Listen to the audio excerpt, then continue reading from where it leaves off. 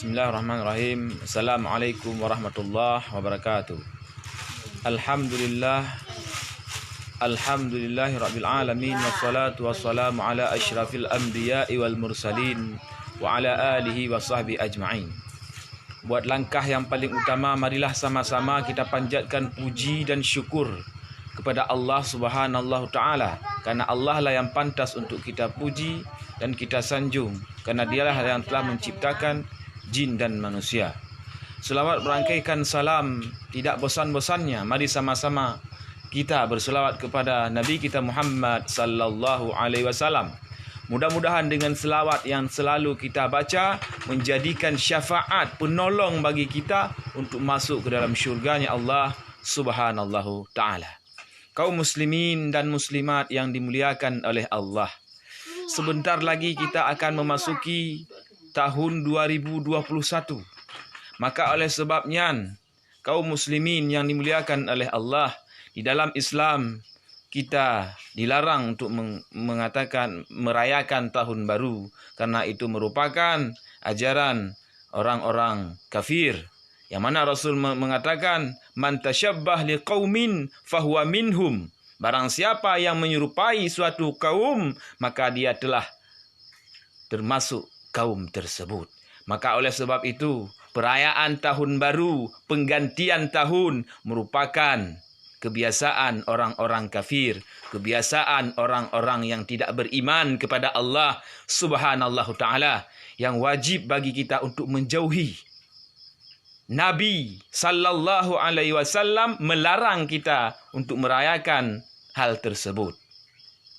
Nabi Muhammad yang larang hal tersebut. Nabi kita yang wajib untuk kita imani, yang wajib kita untuk patuhi, yang mana beliau mengatakan di dalam hadisnya, man tasyabbah liqaumin fahuwa minhum. Barang siapa yang menyerupai suatu kaum, maka dia termasuk golongan tersebut. Maka kaum muslimin yang dimuliakan oleh Allah, sebentar lagi kita akan memasuki tahun 2021, merupakan pergantian tahun. Apa yang seharusnya kita lakukan? Yaitu introspeksi diri, memperbaiki diri. Mungkin tahun yang lalu kita pernah berbuat salah kepada orang lain, maka perbaiki diri sebelum datang hari yang mana hari tersebut la yanfa'u bihi malun wala banun illa man atallah biqalbin salim, yang mana pada hari tersebut tidak berguna harta, bihi malun wala banun, iaitu harta dan anak. Jadi penolong tidak akan menolong kita, illa man atallah biqalbin salim, kecuali orang yang datang kepada Allah dengan hati yang salim, dengan hati yang lembut, dengan hati yang penuh berzikir kepada Allah tabaraka wa ta'ala. Kaum muslimin yang dimuliakan oleh Allah, penggantian tahun, yaitu kita akan memasuki tahun baru, tahun 2021. Yang kita lakukan adalah ibadah kita tingkatkan kepada Allah dari tahun-tahun sebelumnya. Bukankah Rasul telah mengatakan sebaik-baiknya manusia adalah memperbaiki dirinya? Yang dulunya ia jahat, maka dia perbaiki. Setelah itu dia menjadi baik. Perbaiki diri kita dari yang tidak baik menjadi lebih baik. Mungkin di tahun belakang kita pernah bolos dalam melaksanakan solat. Akan tetapi kita sadar bahawa sesungguhnya umur yang telah diberikan oleh Allah ini akan dimintai pertanggungjawaban oleh Allah Tabaraka wa Ta'ala. Kemana kita gunakan umur yang telah Allah berikan? Tak gunakan umurnya.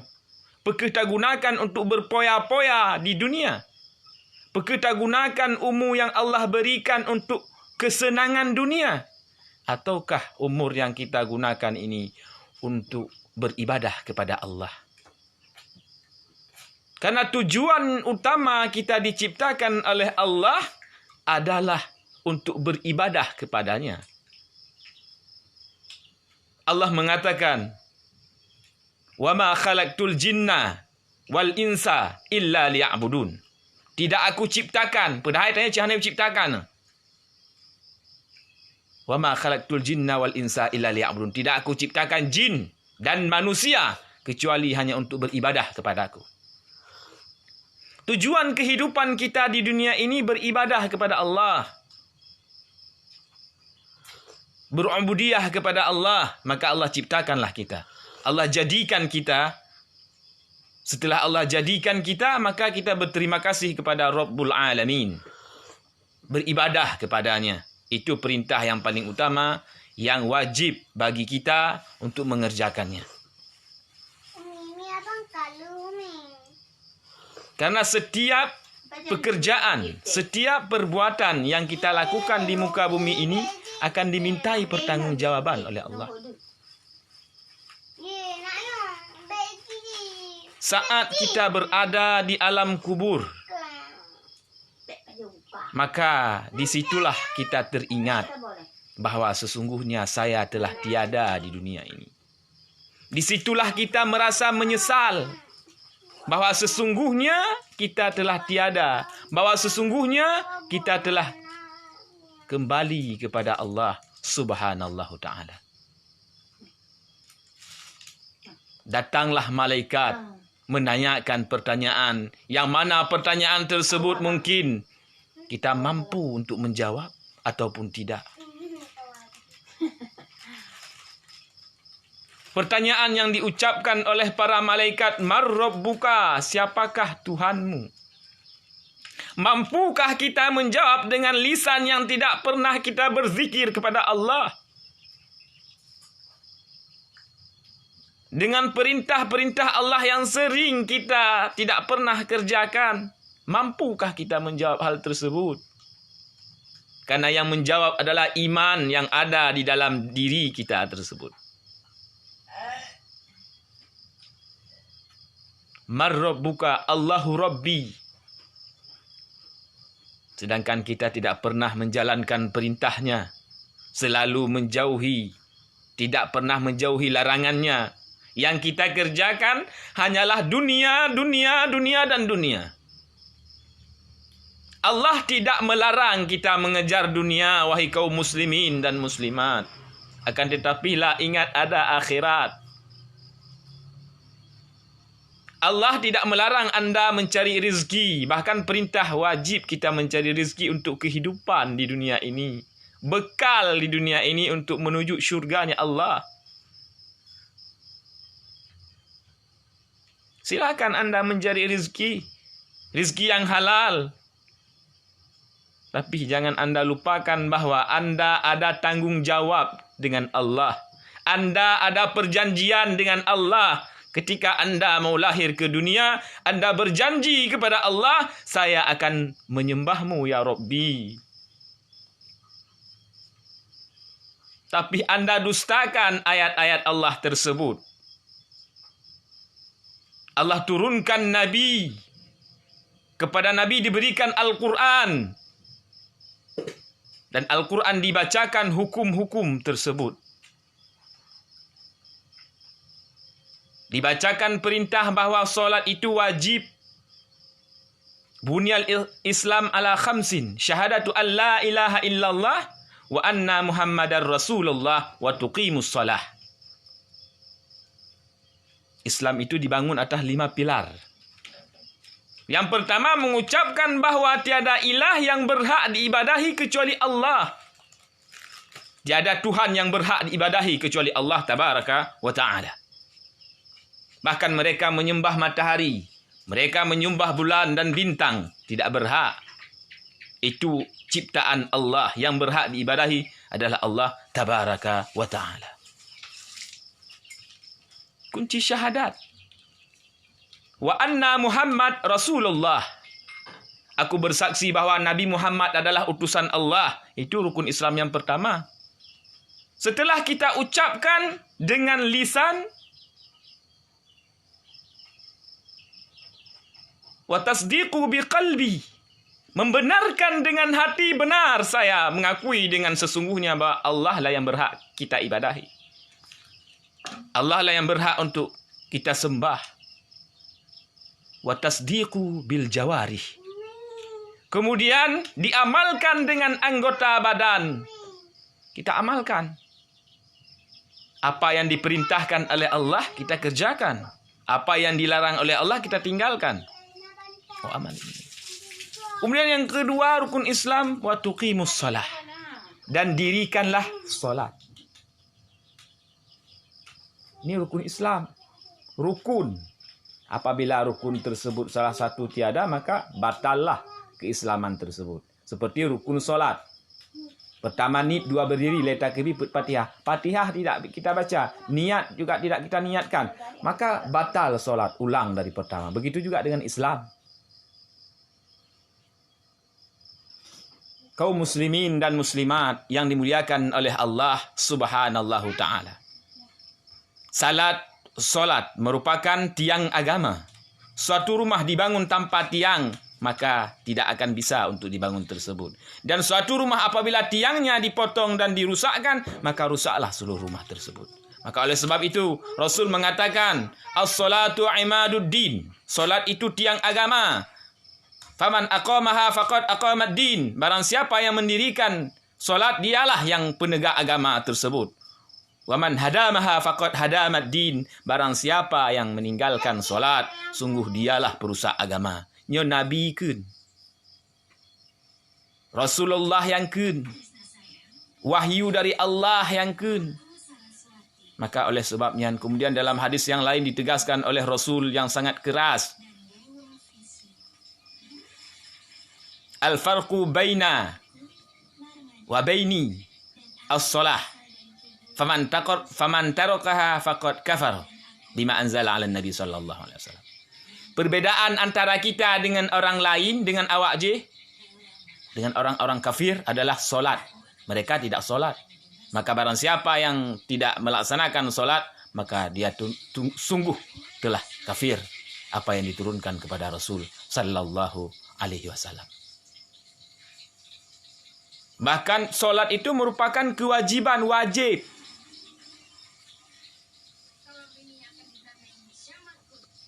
Empat mazhab mengatakan solat itu wajib. Nah, yang pegangan wajib. Memang kita tahu solat itu wajib. Tapi keimanan di dalam hati, keyakinan di dalam hati kurang. Karena kalau kita yakin bahawa wajib apabila tak pubuk mentemui pahala, tak tinggalkan berdosa. Itu wajib namanya. Kita tidak tahu bahawa apa itu dosa. Berbicara tentang dosa memang seperti sepele.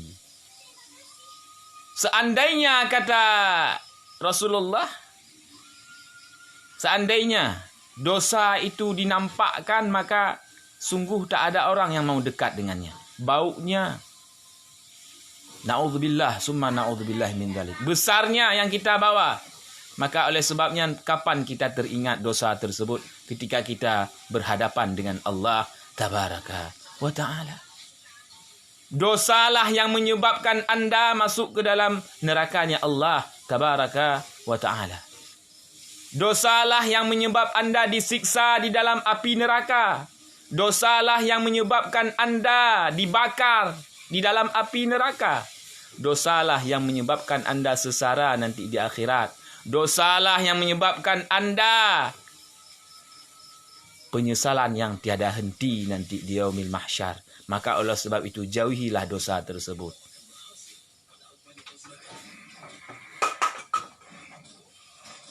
Dengan menjalankan perintah-perintah Allah dan menjauhi segala larangan-larangan Allah. Bagaimana cara membersihkan dosa? Hadis Nabi mengatakan, seandainya di depan rumah anda ada kolam, kemudian anda dalam keadaan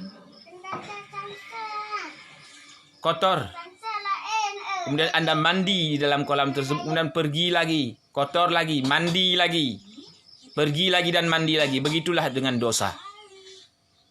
Anda solat zuhur, kemudian anda datang Anda pergi ke tempat-tempat yang lain, mungkin ada ucapkan kata-kata yang membuat hati orang sakit, kemudian Anda berdosa. Anda lihat yang bukan hak untuk dilihat, Anda berdosa, kemudian Anda pulang ke rumah, Anda sholat asar, dihapus lagi oleh Allah Subhanahu wa taala dosa Anda. Kemudian Anda berdosa lagi, sholat lagi. Sholat ialah penghapus dosa-dosa yang kecil. Karena kita kullu bani Adam khata'un, kata Nabi. Setiap anak Adam pasti berdosa. Wa khairu khata'una at-tawwabun. Dan sebaik-baiknya pendosa ialah melakukan taubat kepada Allah Subhanahu wa taala. Karena manusia yang pertama saja berdosa, yaitu Nabi Adam alaihissalam, yang digoda oleh syaitan laknatullahi alaih. Dia telah berjanji kepada Allah akan menggoda manusia, baik dari sisi depan, belakang, kanan dan kiri. Maka Allah janjikan, silahkan, kecuali orang-orang yang bertakwa kepada aku, kamu tidak mampu untuk menggodanya. Kaum muslimin yang dimuliakan oleh Allah tabaraka wa ta'ala. Kapan kita sadar? Ketika kita berada di alam kubur. Yang mana di alam kubur ditanyakan oleh para malaikat, "Man rabbuka?" Siapa nama Tuhanmu? Yang menjawab ialah iman yang ada di dalam dada. Mampukah kita menjawab Allahu Rabbi?